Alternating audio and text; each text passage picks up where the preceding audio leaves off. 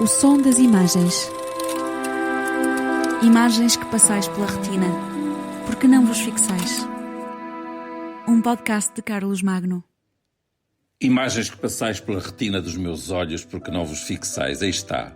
O belo verso de Camilo Peçanha é o primeiro de um soneto célebre que pergunta, e cito de cor: sem vós o que são os meus olhos abertos, o espelho inútil, meus olhos pagãos, aridez de sucessivos desertos.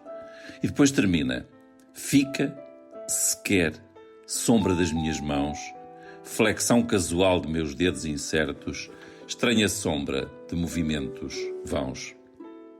Este poema de um poeta simbolista diz tudo para os dias de hoje.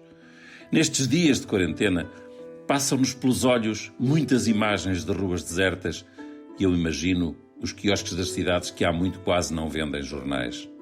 Criados sobretudo para servirem de ponto de distribuição da imprensa tradicional, os quiosques das cidades há muito que tiveram que se reconverter.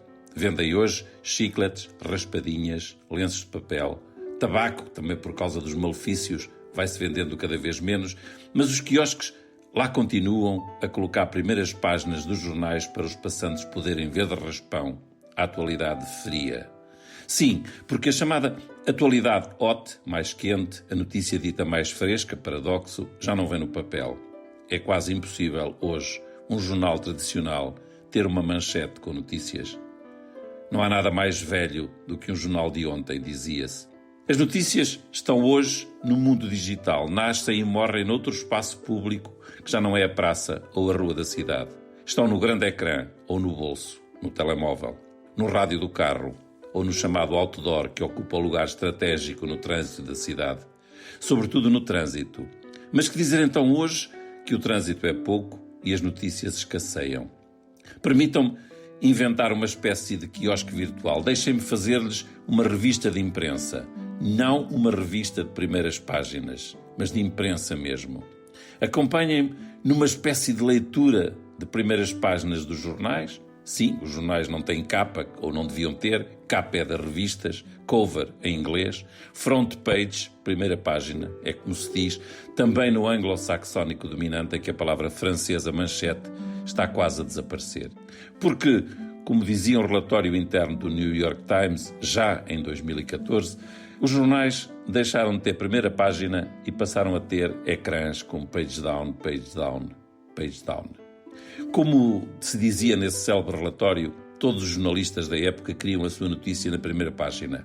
Mas hoje, os jornais, mesmo os digitais, já não resistem a manchetes de longa duração porque o prazo de validade é curto e temos que estar atentos ao chamado follow-up. Hoje, por exemplo, o que queremos saber é números de infectados, números de mortos, percentagens e, de alguma forma também, queremos saber onde é que eles estão.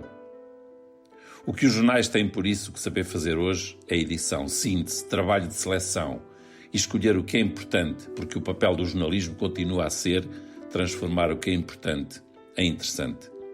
As primeiras páginas da imprensa mundial procuram, por isso, fazer sínteses do momento que passa e são imagens que passam pela minha retina a grande velocidade, estas de que vos vou falar. Não fui ao quiosque comprar um jornal e duas revistas, fui sim ao meu computador e viajei pelas primeiras páginas de todo o mundo. Neste tempo de quarentena, algumas dessas primeiras páginas já ficaram célebres. Conclui-se que o mundo está mesmo assustado. Não há grande imaginação. Já houve, naturalmente, quem pusesse na primeira página o quadro do grito de Munch para sintetizar a pandemia, o medo do mundo que está a mudar. De facto, não há grande imaginação, não há grande poesia. Temos capas de revistas, como por exemplo, na New Yorker, uma senhora muito elegante, vestida com um casaco de vírus. Depois temos Trump, no New Yorker também, com uma máscara que, em vez de estar na boca e no nariz, lhe tapa os olhos. Melhor ainda, a imagem do The Economist, um globo e, em frente ao globo, uma tabuleta a dizer closed, fechado. Uma outra do Sunday National, We All Stand Together, apart. Traduzido, estamos todos juntos, mas separados. O Observateur traz a velha Marselhesa com a Marianne, mas com o vírus atrás de si e a dizer faire face, ou seja, fazer face. Depois há revistas que trazem botões de pausa, por exemplo. Uma revista que põe apenas 2 pontinhos verticais, como quem diz, pausa na vida. O New York Post põe, imagine-se, a Estátua da Liberdade, a Miss Liberty, à janela de uma casa. Da mesma maneira, a Time põe uma senhora com uma máscara à janela e diz quando o mundo para. O Variety tem um shutdown esvoaçante. As primeiras páginas são relativamente falhas de imaginação.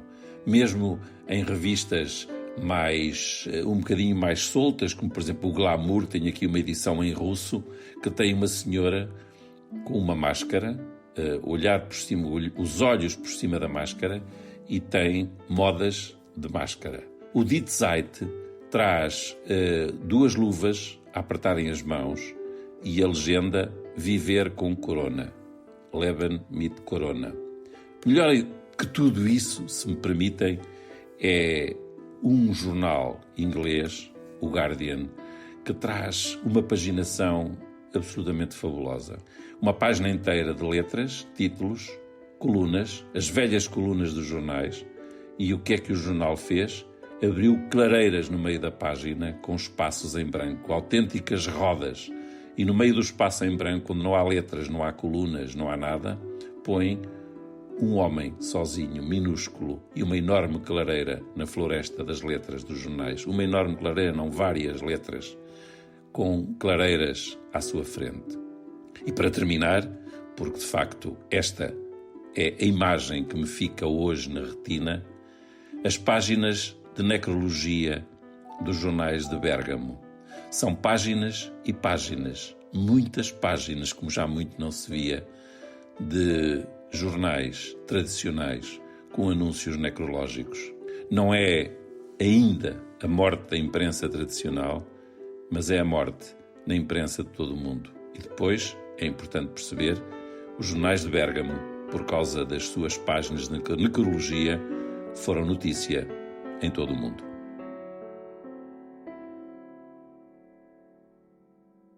O Som das Imagens. Um podcast de Carlos Magno.